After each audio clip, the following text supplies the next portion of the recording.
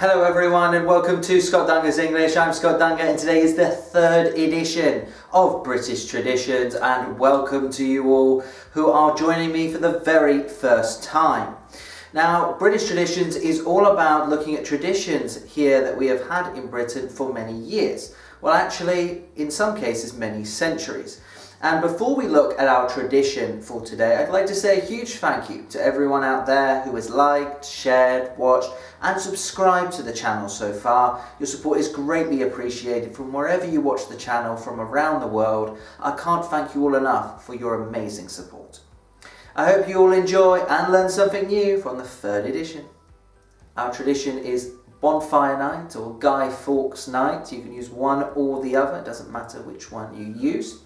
And our first question as usual is, when did it start? Back on November 5th, 1605, many centuries ago, and we still celebrate it today. Every November 5th, we light fireworks, as you can see here, and we also light bonfires, which are large outdoor fires.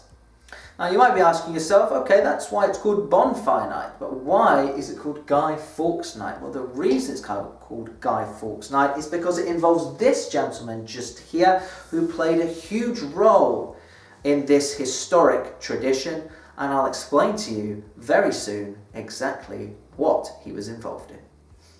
We know the year and we know the date. Now it's time to know the story.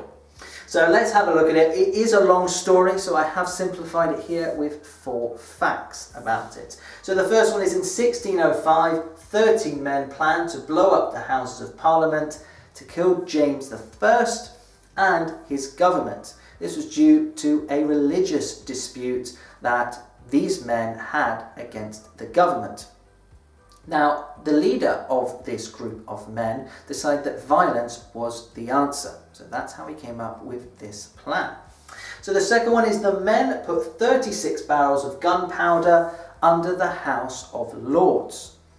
And the man responsible for igniting this gunpowder is, any idea?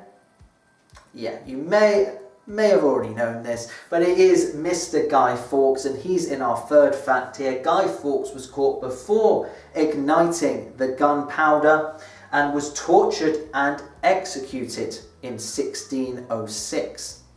Our fourth one is, the safety of the king was celebrated by bonfires.